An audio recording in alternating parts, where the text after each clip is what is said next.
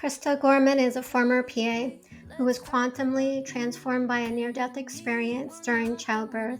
Since then, she's been on an amazing journey, fulfilling her path and following the 12 principles that she received from her experience. You can find the 12 principles in Krista's self-published book, I Died and Learned How to Live, which is available on Amazon. Krista's unique experience led her to being interviewed by Morgan Freeman and also was featured on the National Geographic Channel episode titled Heaven and Hell. Krista and Ansley, her husband, are nurturing their small business, Buggy Love LLC, which uses books and plush toys to help teach children what it means to be kind and loving. The website is buggylove.com. Krista can be found on various social media sites and can also be contacted at 12principles@gmail.com. Welcome, Krista. So glad that you could join us today. I'm looking forward to this conversation. Oh, thank you for having me. I'm looking forward to it too. You're welcome. So to start, we can start at the beginning, which is usually always a good place to start. So how was life before the near-death experience for you? Well, my life was pretty intense in terms of, I don't know, I guess what I came here to do. Um, I'm one of three kids. I'm in the middle. I have an older brother, younger brother. And my parents were just like normal parents. I was raised Catholic um, until I was about 15. And then I decided that I didn't want to go to church anymore because I felt like there were a lot of hypocrites that came out of church. You know, I was very like black and white. Like Jesus said, be like this. God said, be like this. You be like that. You don't say, okay. And then you go out and you act like something else. So, being 15 and just kind of starting to grow into myself, I sort of rejected that. And I was very close to nature. I'd grown up camping and that sort of thing and outdoors. And I lived in an area where there was a lot of wooded area. So I would just be out in the woods a lot, down at the river, hiking through streams and, just enjoying nature. So I felt like I found God in nature.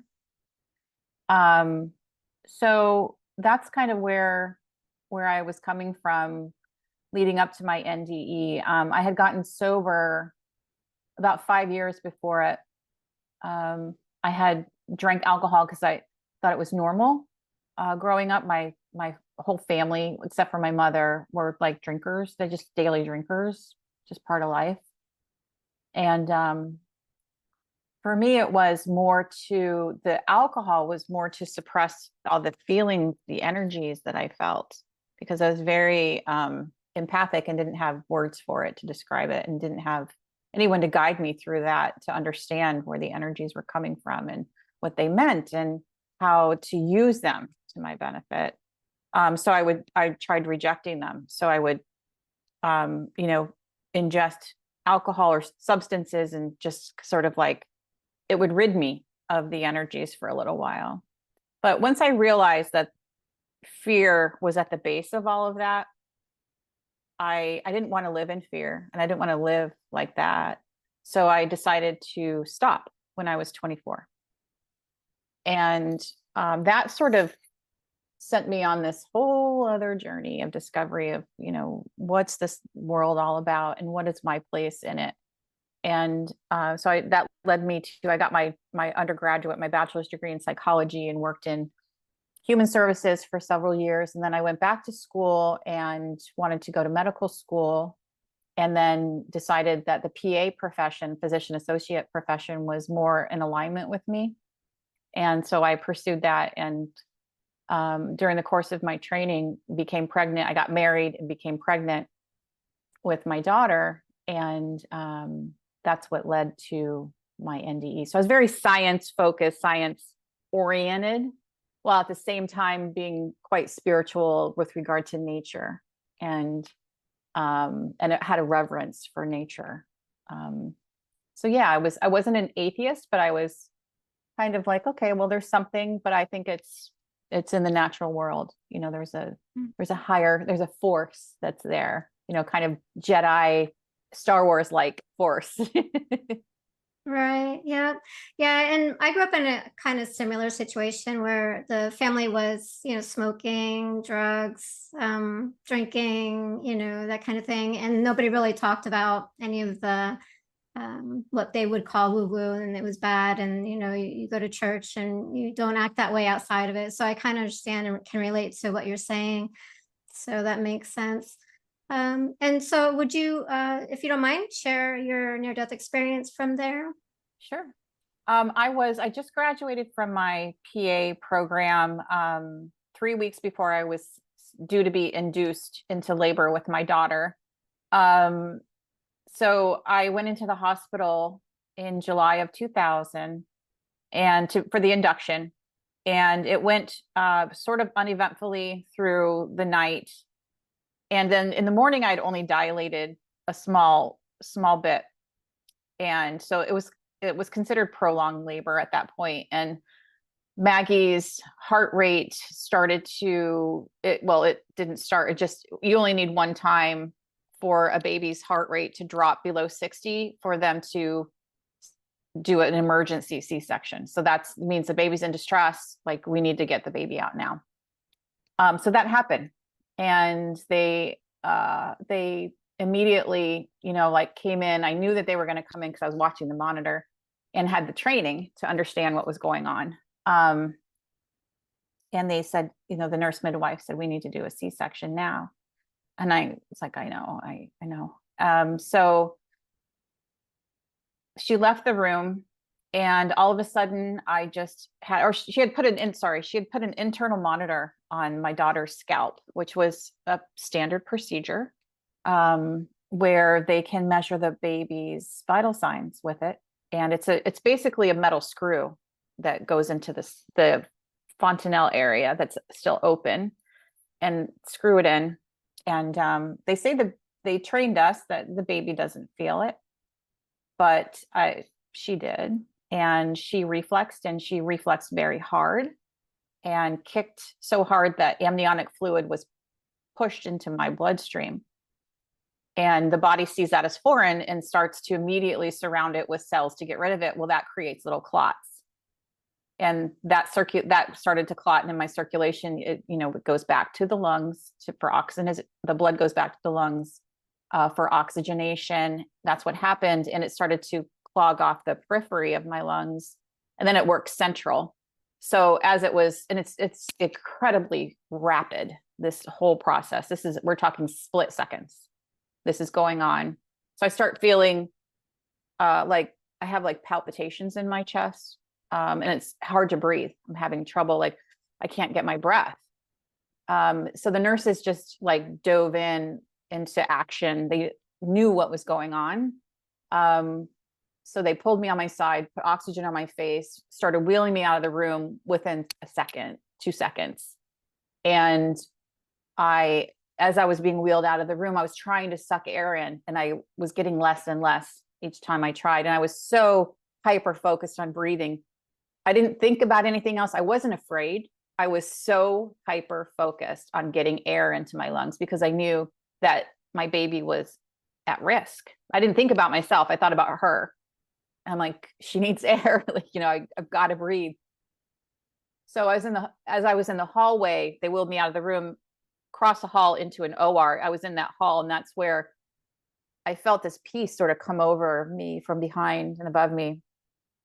And I tried to suck in air, and I couldn't breathe anymore. And my vision just, I passed out. And then the next point of my awareness was of my vision being high above a body below, but I didn't know it was a body, and I didn't know it was my body. I didn't know anything about Earth or being human or nothing. I was just pure energy, pure consciousness. I watched as these black particles came racing up from the body below to where my vision was and sort of surrounded me in this loose, static kind of cloud. And the bulk of the particulate matter was centered here in my my thorax, my chest area, where my heart is, and then some in my abdomen and some here. And those were like the main points where they raced up and surrounded me. And I was just curious, like very neutral, not connected to any of it, just had a curiosity. Oh, okay, interesting. And I look down and I see what I now know was my daughter being handed in a blue drape to somebody at my right shoulder, who took her and turned around, and I couldn't see, and I wanted to see. I was, again, curious about it. And I saw a man standing in like a doorway in scrubs, and he stepped up to the bed. My OB was on the other side, and they were like focused on my lower abdomen area. I floated around to the other side of me, which would have been my left, and again was still very high above. And I felt more curiosity. I felt that feeling growing, and there was a person there doing something, putting something in my chest, like threading almost. And I felt myself, like, I know what this is. It's like on the tip of my tongue, but I can't quite place it. And I felt a tug to my left, and I resisted because I wanted to know what was going on. And I felt it pull harder. And I just knew that it wanted me to go, and I needed to go. So I just relaxed, and I was like, okay, like feeling like, okay. And I was pulled out of that room, and I went through the wall and into a bright white flash of light kind of space. And from there, I sort of went to the right and through another like opening, but it was really indistinct and nothing that I could really describe fully. It was just energy, white energy. And I was immersed in the same particulate matter that I was, only it surrounded me. It was everywhere. And I was moving imperceptibly fast. I was just moving extremely fast, but almost like I didn't even know I was moving. I was moving so fast. And the only reference I had to movement was when I turned and I looked to my left, and I could see the dense particles. And then there was like points of liquidity where there were sort of waves of black, gray, white kind of intermixed together. And then it would be the dense particles again. So I was in that sort of space for, again, time was gone. A brief period of time, if we had to relate it to time, maybe 10 seconds. And then I stopped in this particulate space. And then there was this download, and it was sort of like a funnel of information, and it all sort of funneled down to one answer, and that was love. And it was like all the questions I'd ever had about anything in my existence almost answered. And the answer was always love. And then I was permeated with it. I felt this undescribable love. It was everything. It encompassed everything. It was expansive, like eternally, infinitely. It was completely blissful. And I was like, oh, this is amazing. And I turned and I looked towards my right, and off in the distance was this little white light. And it's like it wanted me to come to it, and I wanted to go. So I started moving towards it. And as I got closer, it got wider and wider. And then it was like an opening, a sort of a cloudy gray white opening. And there were these shadow beings in the opening. And in the front was a shadow being of a little boy. And the best way I can describe him in human terms is he was like 7 years old, had what looked like overalls and a round, like wide brim hat. And he needed my help. And there were adults behind him, and they were very indistinct. Like if you were to take a fat crayon and draw a human with arms and legs and a head, a neck and a head, that's what it looked like. It was like very indistinct gray, humanoid looking beings. And I didn't have any sense of what they were or what they wanted, who they were. It was completely neutral, as if they didn't matter. The little boy needed my help, and I wanted to help him. And again, it was not this desperate. There was no feelings attached to it, no human feelings. It was very neutral, and I was still like in this blissful love state. So I move into the space, and as I move in, the adult figure sort of fanned out in the space, and it was like a cloudy whitish gray area. And then I was sort of in the middle of it, I guess you could say. And I looked, and I didn't sense or see the little boy anymore. But all these adult beings needed my help. That's what I felt from them. And again, there's no attachment of like, they were desperate for my help, or they were nothing, no feeling. It was just a feeling of they need my help. And yes, I want to help you is what I felt back. And as soon as I felt that back to them, they started to dart at me and dart away from all different directions. And I felt like myself, my consciousness almost like diminishing in that space. And as it started to diminish, I felt, well, no, that's not what I want. Like, I don't want to be in this space anymore. And again, I wasn't fearful. It wasn't scary. These were not demonic beings. I've had that, brought up, because that's the first place that people often want to go, is they want to label it and say, oh, it's dark energy, or it's this or that. No, it was completely neutral. Not scary at all. And I'm still like in this state of all is well, like everything is perfect. And as soon as I felt like I didn't want to be there anymore, I was pulled out of there. And it wasn't by my own volition necessarily. I had the desire, but that desire was immediately met, and I was taken out, and I was back in that dense particulate matter again.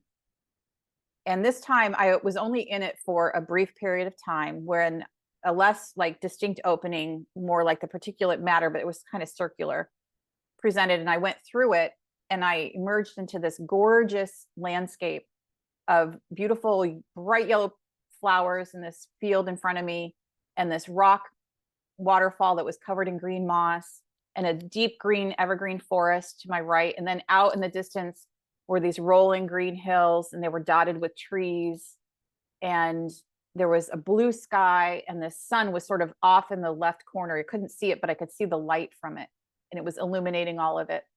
And it was completely gorgeous.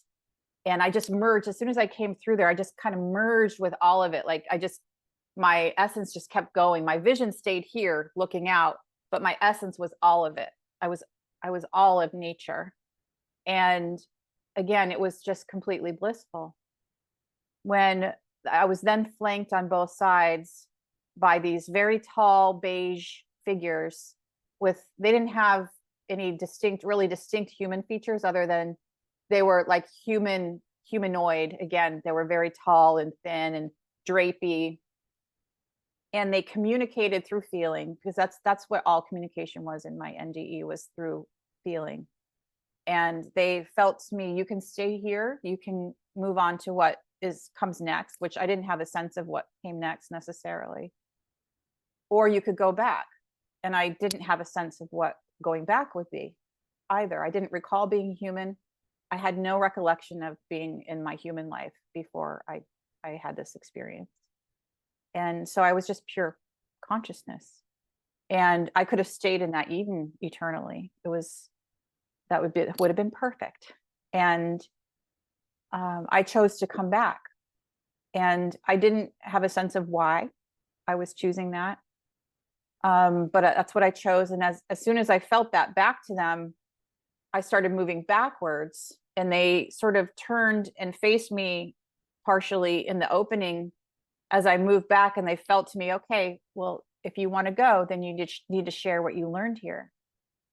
And I felt back to them, okay. And then the next thing I remember was feeling terrible pain in my chest and kind of like squirming a bit, like, ow, like, what's that?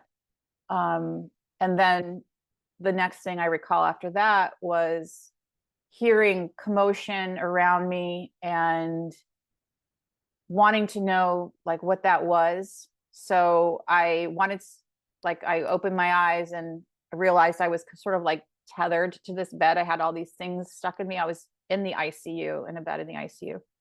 So I unhooked everything and climbed over the railing and swung the curtain open. And there's just outside the ICU doors in the hall were like a group of people. And I saw my father's head pop up and he looked in and he just goes, oh. And then the nurses were on me and my family was back in and everyone was getting me back into bed. And I was mad. I was like, I want to go home. I didn't know where home was. I didn't know where I was.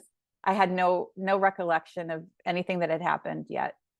So I ended up, they moved me to a private room after that. They had been weaning me off of medication to keep me sedated because I had had an amniotic fluid embolism, which is when the amniotic fluid gets in the mother's bloodstream and there's basically an anaphylactic reaction to it. And it creates little clots and it goes off and it clots off the lungs and it can go to the brain and cause strokes and all sorts of stuff. And then what happens after an amniotic fluid embolism often is disseminated intravascular coagulation, which is DIC, which is when your body can't clot your blood and you just start bleeding out of every orifice basically in your body.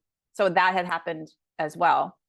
And so I had been intubated, sedated, intubated, on a ventilator, getting blood transfusions for about 36 hours after my daughter's cesarean delivery. And after 36 hours, they were able to wean me down off the medication because I was stable enough and then extubate me. And it was after they extubated me that I woke up and then I wanted to go home. But I didn't know where home was. All I knew was that I didn't want to be there. So once they moved me to another room, I started to very, very slowly each day come back a little bit. I didn't remember I'd been pregnant. Then I thought I had a boy. I thought I had twins. My ex-husband, I thought he was always there. I thought he was a volunteer at the hospital because he was always there. And so there was a lot of confusion about stuff, but at the same time, internally, I felt completely at peace. I was completely at peace. Like I had no concerns about anything. It was just interesting to me. Oh, kind of like that. And I would like kind of smile and laugh when I thought it was appropriate. And I realized now in retrospect, I was pretending like I knew what was going on when I really didn't. And I was just being communicative like automatically in the way I thought I should. But what was going on internally was this just state of happiness, just bliss, like all is well. And that was not me before. I was very type A, kind of high strung, I was very science focused and I had to know every little detail about medicine so I could make sure that I knew everything when I saw my patients as a new PA, and I would be recommending the best treatments for them and all of that. Super, super focused. And all of that went away. When I came back, it was as if it had never happened. And so that's the gist of my NDE. The recall of my experience came in a dream like state in sleep several months later. And when that happened, it was as if it had just happened to me. Is that as if I had, it was hyper real. It was completely transformative. So that set me on a whole nother journey because it also explained why I was the way I was for several, months following having Maggie, having this experience, or having the trauma that I went through, the medical trauma that I went through. it explained why I was so different. And so it was like, it was completely, it floored me, it elated me, it was terrifying, it was amazing. And like, so I went on this search and I found Dr. Jeffrey Long, because, and I was looking for a medical person who knew about NDE. So that was on my like Google, my search online. And I found him and I reached out to him and I sent him an email, and I was very vague purposefully because I was so afraid of being judged. And I didn't want him to judge me, him who was and is a researcher for NDEs. So he sent me back I said, I think maybe something happened when I had my daughter and I coded. What do you think? That's basically my email. And he sent me a very nice email back, and he invited me to his research site and to share my NDE if I wanted to. And he said, pay attention to your dreams. And I hadn't disclosed that I had recalled this experience, that I had experienced it in sleep, like the whole thing. And so that validated me when I needed validation.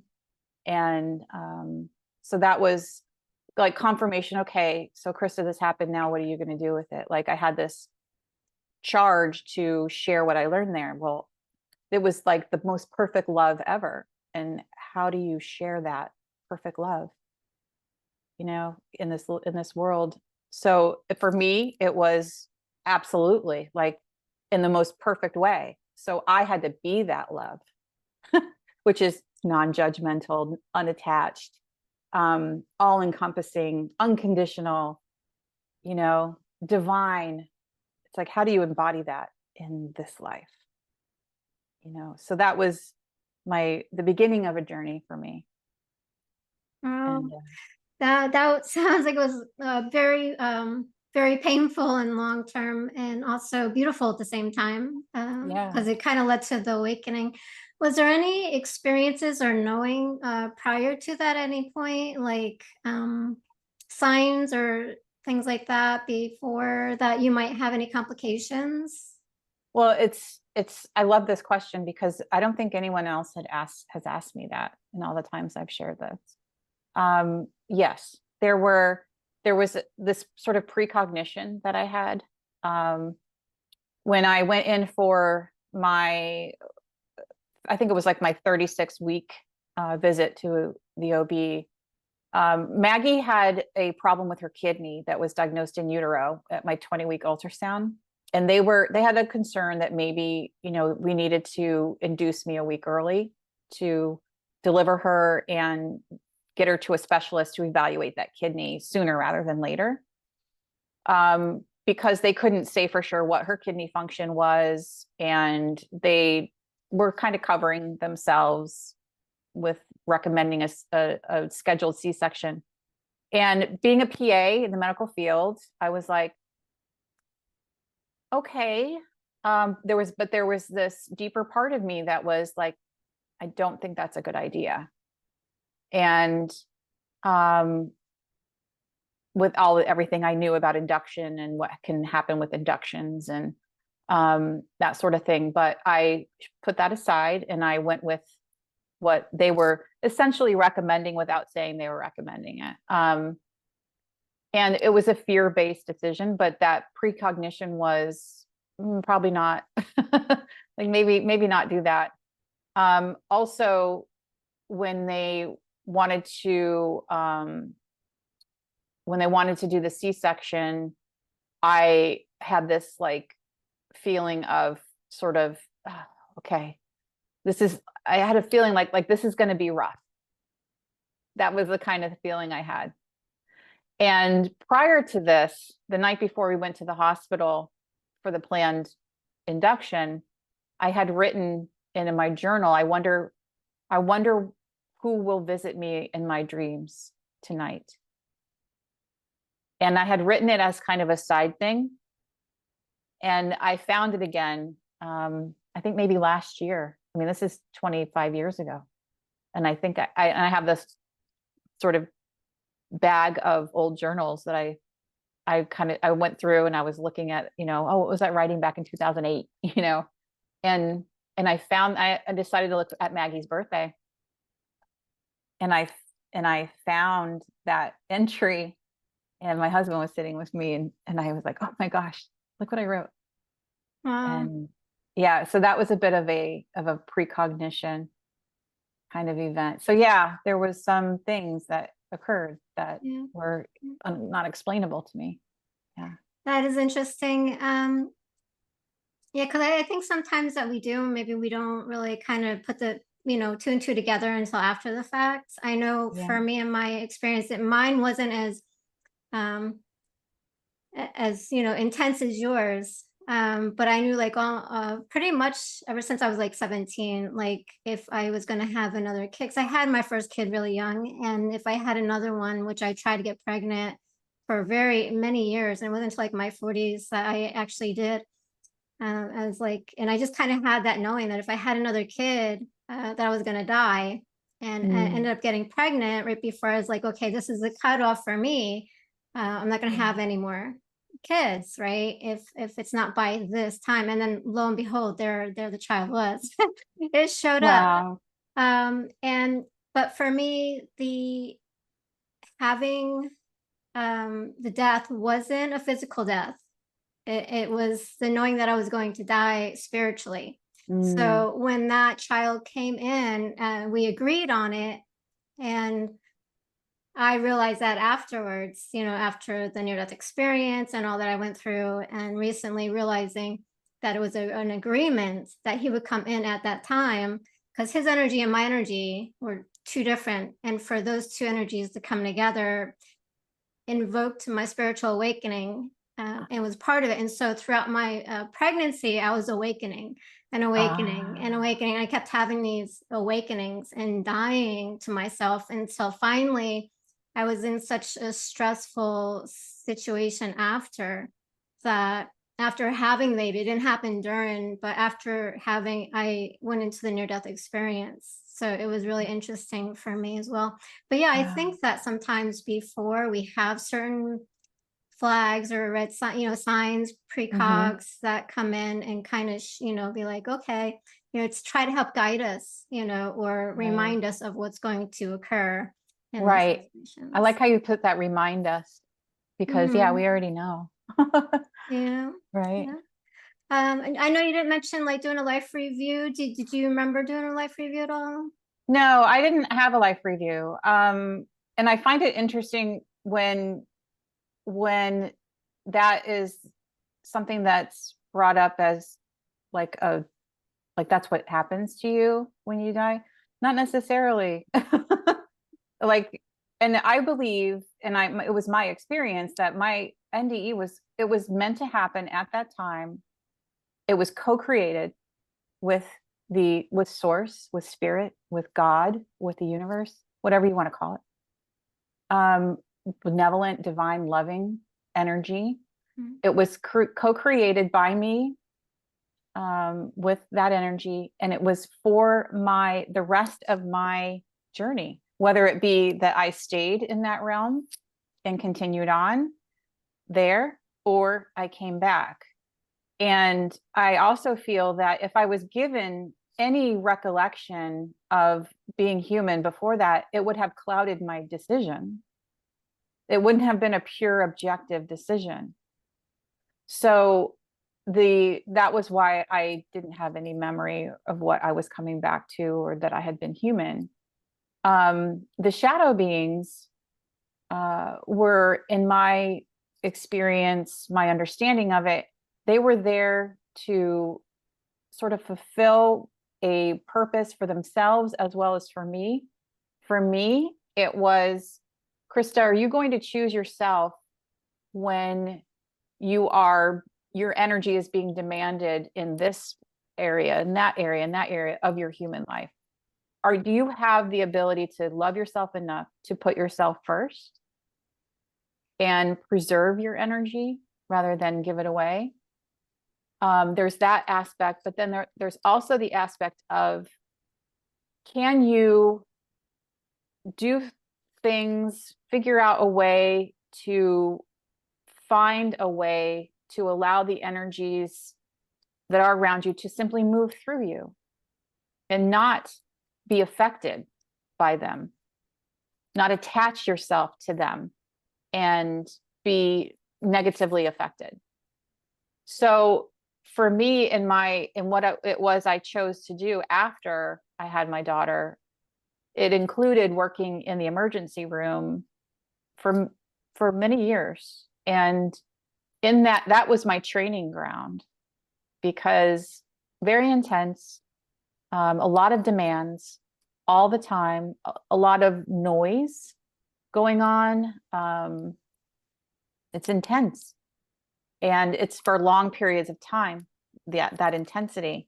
So I had to learn how to live in that space for 12 hours a day, 4 or 5 days a week, and not lose myself completely, not make myself sick, or become sick from it. So I was able to develop a state of being, create a state of being within myself, which sort of held me in this protective little space when I was there, and in my life outside of work. And I did that after years of sort of self-imposed suffering and trying to figure it out with this. And it wasn't about that. I started meditating. I started to focus on my energy, my body's energy. And I realized that within my NDE, there were two main energies involved: love and the law of attraction.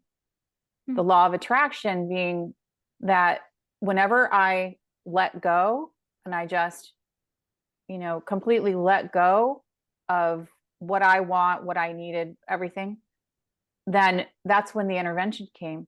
That's when the divine intervention came and brought me somewhere my higher self wanted me to be, because I was not yet I did not reconnect in my NDE. I didn't reconnect with the energy of me, of Krista, my consciousness, that higher self that is still in the universe. I was a part of that, my higher self, but I wasn't all of it. And so in my NDE, I didn't get to that point where consciousness rejoins consciousness in that regard. My consciousness rejoined the universal consciousness, which I feel is different.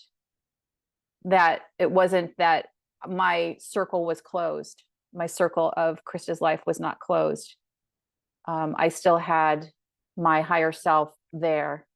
And then I was, my physical consciousness was sort of in this other space within my NDE, and that is here now. But that flow between my higher self and this self I'm in touch with it now. Like now I recognize it, and with the greater universal consciousness that we are all a part of, that we're all in all the time. So that came with meditation mainly. And I came up with what I called 12 principles for daily living. And later on in 2014, I self-published a book where I have my NDE, but it has the 12 principles that I followed in my daily life. And I practiced and practiced and practiced, along with the law of attraction and they call it the law of detachment, loving detachment. And I just transformed. My life transformed. And so that is where I was for many, many years. I'm no longer in that profession by choice, Right. But it taught me a lot. Awesome. And that's great insight, with the beings that it wasn't, because, of course, everybody's going to go, oh, they were evil or demons or whatever the case may be, but not always. And I find when we go back into meditation, which a lot of people who've had near-death experience do follow the path of meditation after, including myself, we kind of are able to go back in and kind of look at it from a different perspective after the fact, and really kind of bring in the true awareness of what that was all about, what it was showing us and sharing with us from that. So I love that, that brought in that awareness piece of it. And then also, as you mentioned, the law of attraction, the 12 principles, how that all played out. Like for me, like near death, after the near death experience, the law of attraction came probably about 2.5 years later. And it was through my soulmate also came in at that point. I was married before and ended up having the divorce. Everything fell away, of course. And then from there, the soulmate came in for a little bit and taught me about law of attraction simply by saying, he was just gazing out the window and he wouldn't talk to me about certain things. His way of getting it through to me is he would just make little comments, right? So it was like he said, I love how I just think of things and they just show up for me. Just little things like that. And I'd be like, what? What are you talking about? And it got me thinking, like, what is he talking about? And that opened up like this whole new path for me to follow and to seek, right? So it was kind of really interesting how he brought those words of wisdom into my life through that. So that was really cool. So you're saying that the law of attraction goes with the 12 principles, and when you apply that to your life, it helped transform you? Yes, it did. I wanted just a brief overview that about 10 years after my daughter was born, my ex-husband, he was a touring musician, our whole marriage, and he got very sick, and we didn't know what was going on with him. We were doctor to doctor to doctor, but he was diagnosed with terrible things, which turned out to be not the proper diagnosis. But ultimately, he did get better. He did improve. But during that period of time, our daughter was a preteen, and she was struggling. She's a bright person. She's now 25, a young woman. But at the time, she was very, very smart, and an quote unquote only child. So she didn't have siblings to sort of support her. And I was struggling. My ex-husband was struggling with his health. I was struggling internally, just, starting to really wake up from the dream again. And so she was suffering. I wanted to help her heal, and I wanted to help my ex-husband heal, but I knew I had to heal myself first. So that was when because my NDE was always there, but I would push it away. And it's like, you need to share what you learned here. You need to share what you learned here. And I'd be like, no, I'm not ready. I'm not ready. Because to me, it was going to take a complete overhaul of my life. And I didn't want things to go away. I didn't want that big overhaul, but I knew that that's what it would take. So finally I accepted it, and I just started to do the next right thing. I'd be researching something and be inspired to look at this or that, and the meditation. And then in meditation, what came out were, I started to journal after meditations, and I would journal I'm going to sum this one up in one word. And so I would do that. And after a while, I just gathered the words together and I wrote them all out. And I'm like, well, this is like my NDE, these words, they kind of summarize my NDE, but it's also the law of attraction. So then I just started practicing them. I was like, okay, well, what am I supposed to do with these? Well, why don't I just embody them? So that's what I started doing. And slowly but surely things started to improve in my personal life, my professional life, but mostly internally.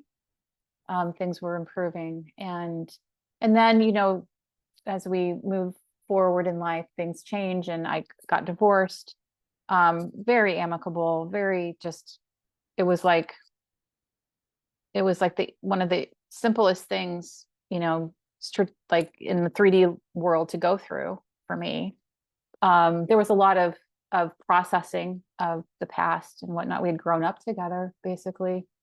And but we still like my ex-husband comes to holidays, and my daughter comes home to visit. He's here to celebrate her birthday. Like we get along great.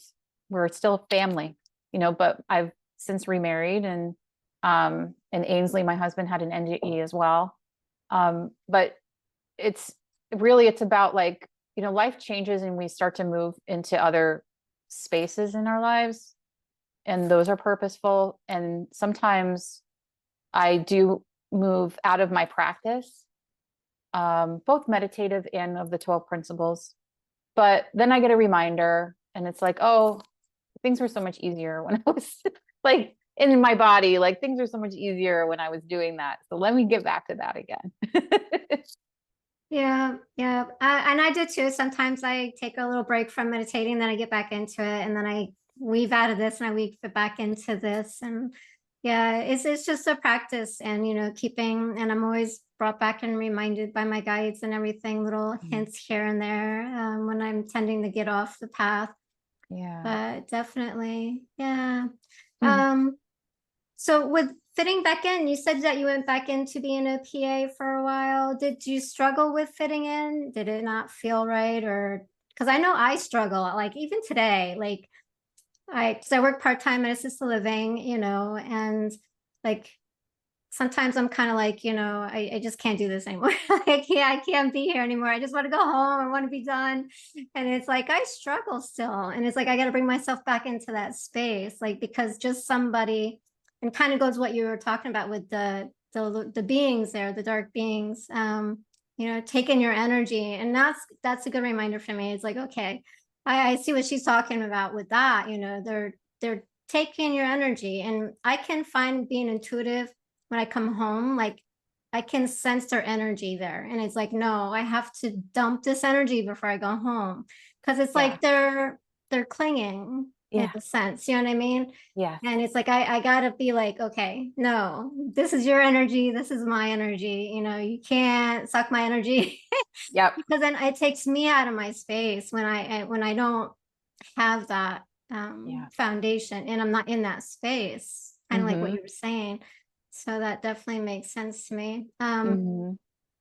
But yeah, but I do struggle, I mean, knowing what's on the other side, love, peace, joy, bliss, everything, Mm-hmm.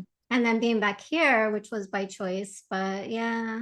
Yeah. And it's for me too, like I totally get that energetic, like the energy suckers that sort of stay with you. And I would literally wipe it off of me as I left the emergency room walking to my car.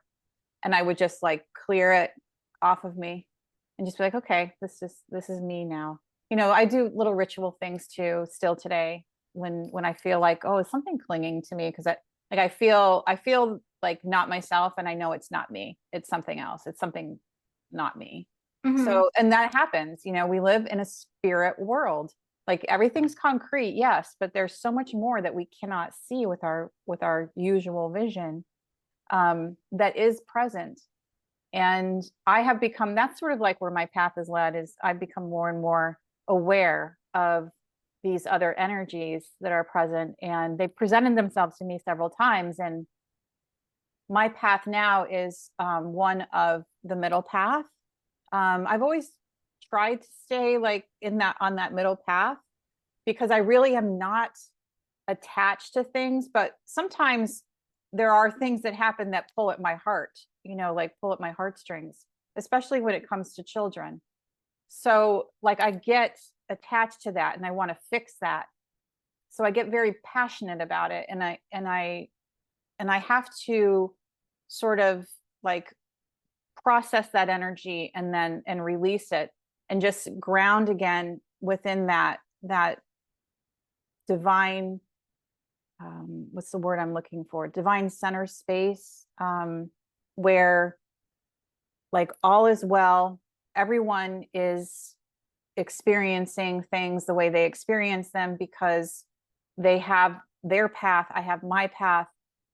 I'm here to ground the light, the love, and to be that anchor in the midst of the chaos that can seemingly be around us. So, you know, when I engage in conversation with people that aren't of that sort of state of being, I guess, I often find that I have a hard time connecting with them because I am not a Democrat or a Republican or an independent or anything. I'm not in anything. But people, if I say something, then sometimes it's like people have their preconceived notions and they're attached to themselves. And, you know, we see people as we are, not as they are.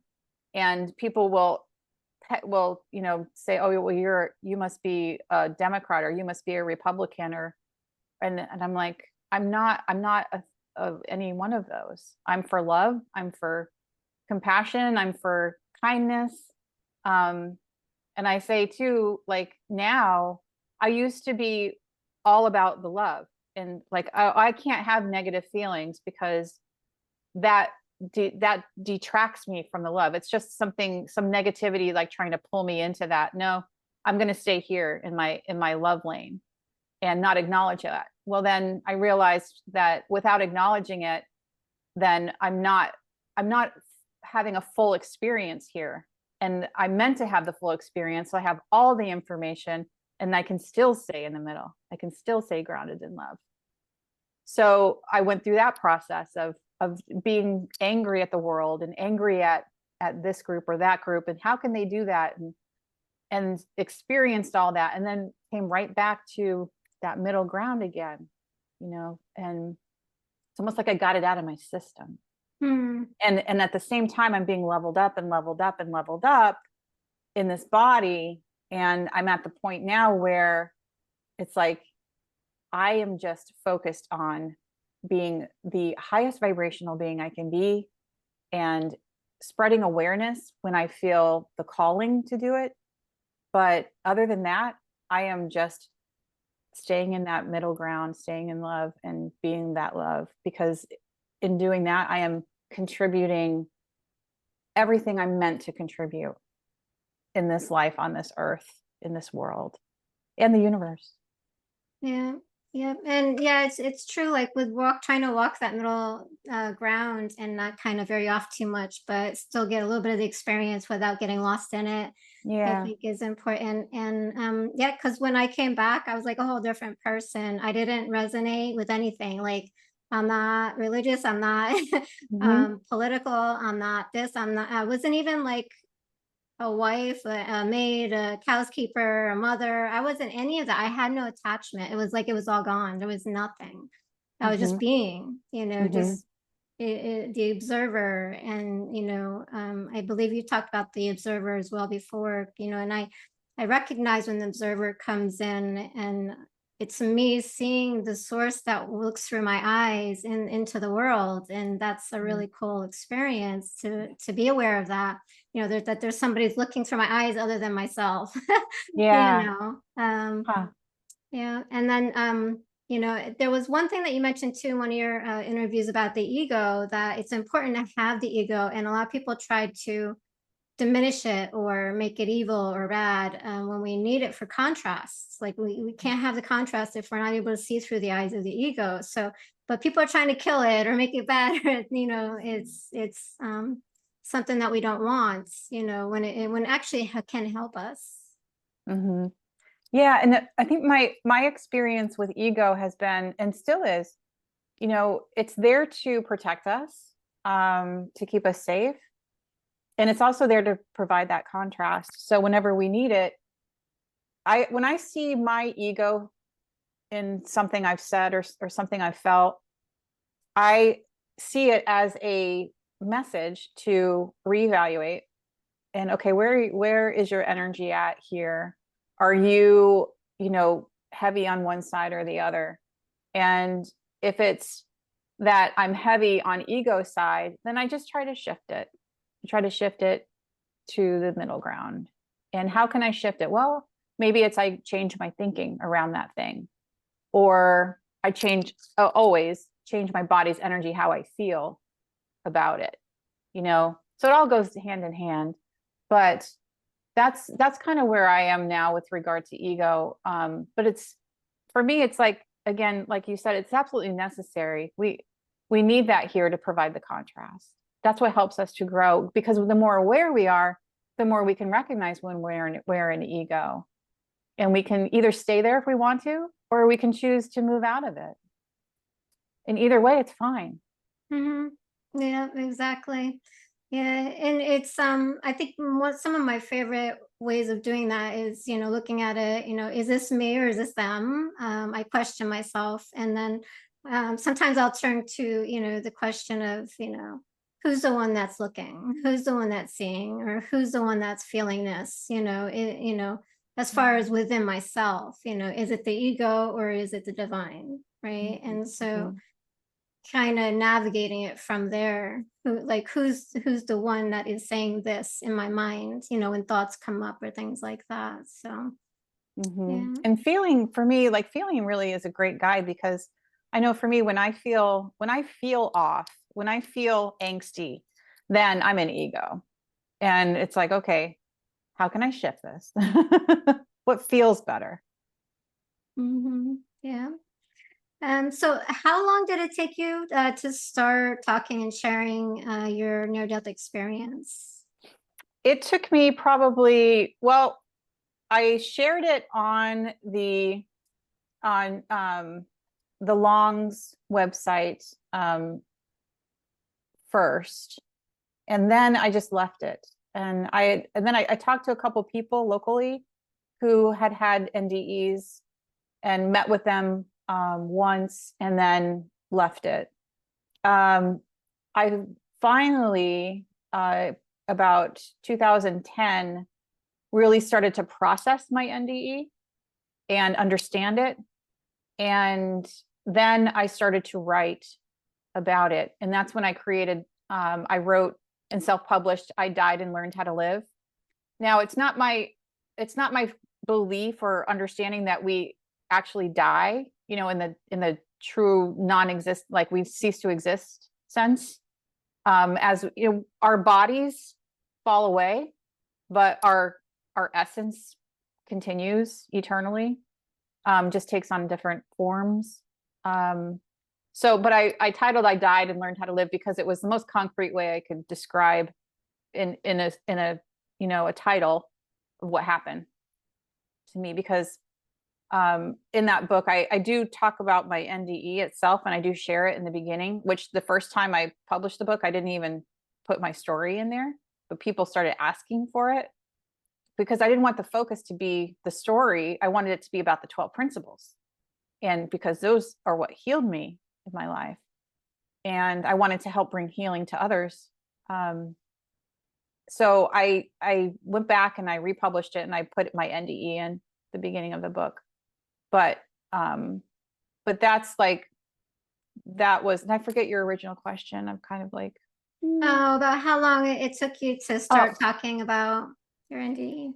So that started in 2012, probably. I started to write it, and then I published it in 2014.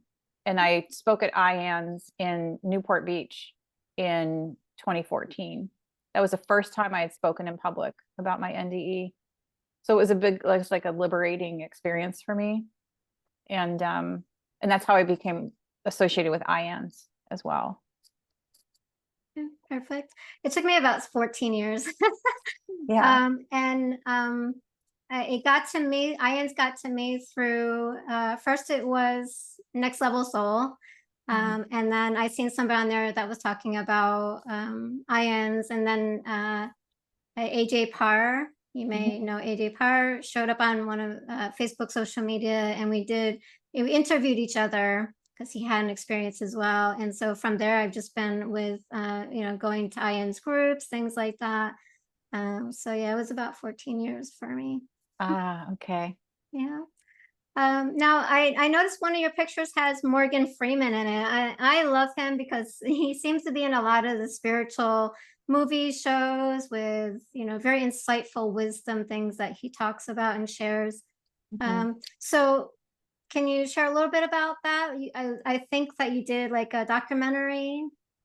Yeah, Morgan Freeman's research team reached out to me in 2016 and said, we'd like to interview you to be on our show, Story of God with Morgan Freeman. And I hadn't seen the show. I knew that David Bennett had been on the first season. I knew that. But I was like, oh, okay. And so we had a meeting and on Zoom, and they asked me a bunch of questions, and they said, what's your daughter doing? And I said, well, she's in high school, she's a rower and smarty pants, and she's doing good. And they said, well, we'd like to have her too on the show. So she agreed, and they flew us to Albuquerque, and we went to a community college campus there and interviewed. And he was, they asked me to, they told me what to do, what to say with Morgan. And so when he comes in the segment, and I get up from a table and I walk over to him and I shake his hand. And I said, nice to meet you, Mr. Freeman. And he leaned in and he said, Morgan. And he said, beautiful eyes. And I was like, oh my God. I was like, thank you. Would you like to sit? So we sat down together, and he was a very intense presence. He's a like a tall man. But his energy was tall. His energy was huge. And he proceeded to, make a couple statements, and then the director yelled cut, and he started to look around, and we're literally sitting face to face at this table. And I'm just sitting there and I'm looking at him, and he would not look at me. And I'm like, did I already mess this up? What's going on? And then the director came over and put a piece of paper between us. And I went like this, to look over the paper, and so did he. And then we both started laughing. And I realized he wanted everything to be spontaneous. So he didn't want us to have any side chat while they were getting the cameras set. He wanted everything to be spontaneous. So he didn't want to engage me.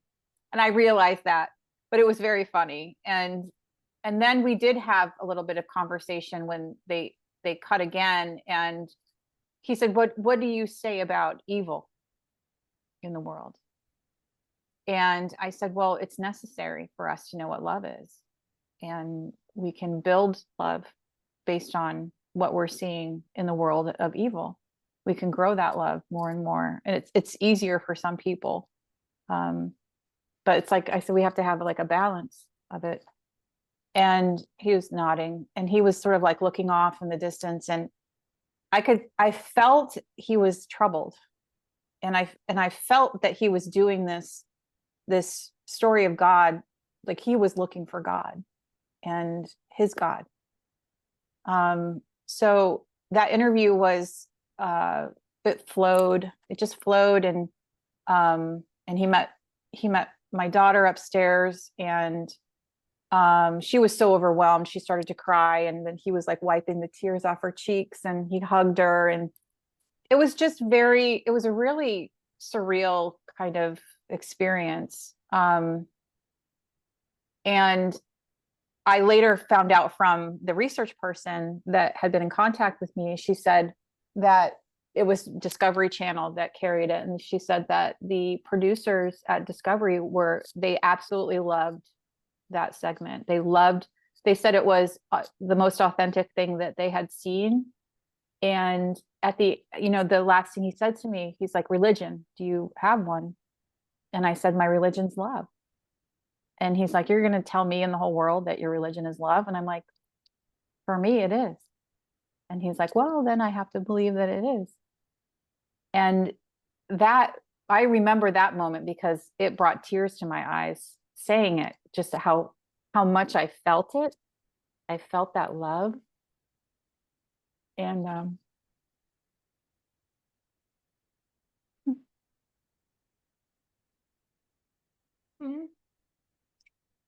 Now, is that I was gonna look for that before we did the interview today, but I'm gonna check it yeah. out and see if I can find it and watch it. Do you know where it might be listed?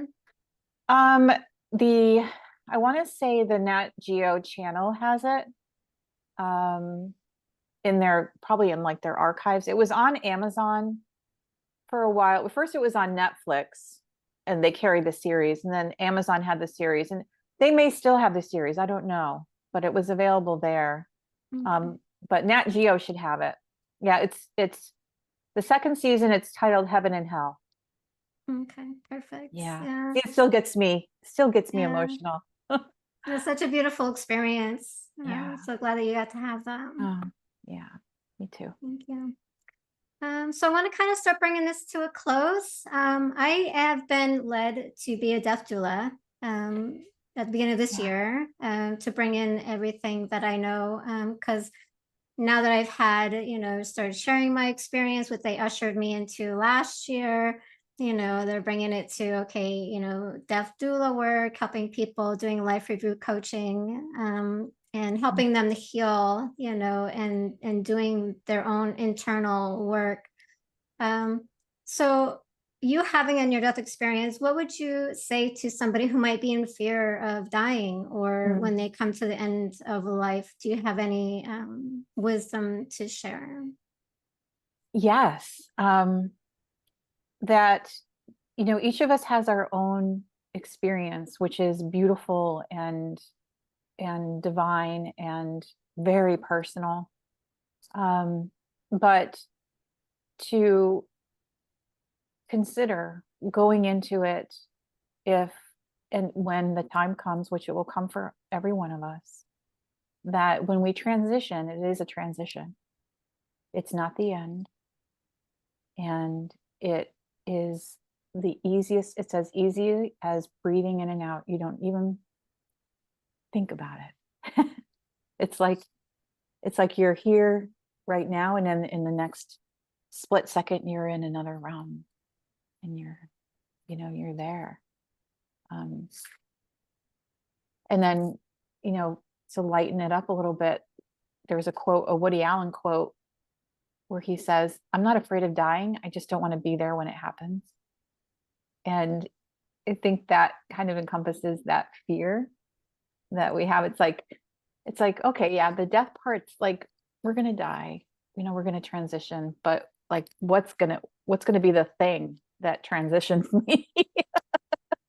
Yeah. But it's another, once we're on that sort of the other side of the veil, it's like that goes away, that fades away. That's not even consideration in my experience anyway. Yeah, and mine as well. Having had near death experience, and I feel like it's not really necessarily a fear, but it's like, okay, I don't really remember now that I'm back, when is going to be and what is going to be the official point that's actually going to take me into the next realm and Yeah. not come back. Right. And I don't Right. want to. I just don't want it to be painful. You know what I mean? Right. I just want it to be. I just want to go to sleep and wake up and be there. Yeah. you know. I want it just to be easy. And hopefully I made that agreement. I just don't remember that. And I know as I'm going my journey, I remember bits and pieces, a lot more keep coming to me as I go and it unfolds. So, Oh, beautiful. yeah. Yeah. Is there any last words or anything that you would like to share with the audience that we haven't discussed? Just be kind to each other, be open. Yeah, just be kind. Yeah, perfect. And we need that right now Need during it. this time, because Mhm. so many are going through a lot. So, yeah. Mhm. And where can everybody find your books? So you have some books out there, as you mentioned. Yeah, there's my self-published book on Amazon, I Died and Learned How to Live. There's also a book that was published by Dr. Penny Sartori and the late Kelly Walsh called the it's The Transformative Power of Near-Death Experiences.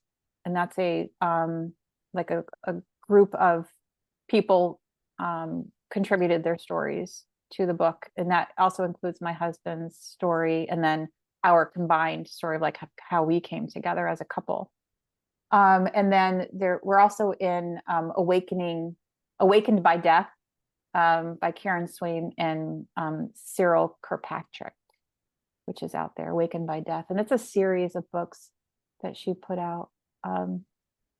But yeah, those are the three books that contain my story. if people are interested. Perfect. And you have a business too as well right now? We do. We have Buggy Love LLC, and it's we sell plush toys, and we're coming out with some storybooks, and it's all to share love in the world, to teach kids about loving kindness, compassion. So the storybooks are all about that, and in a fun way, colorful way that kids enjoy. So that was born out of a desire to share more love in the world. Perfect. Thank you for that. Yeah. Appreciate it and everything that you do. And again, thank you for being on our channel and the discussion. I appreciate it. Oh, thank you so much. And thank you for everything you're doing as well in this Thank you. community. Thank you. Thank you. Let's talk about death, baby. Let's talk about you and me. We're not the one and only. It's going to happen to everybody. Yeah, baby. Say it isn't so, baby. It's the truth, don't you know, baby? We're all consciousness living.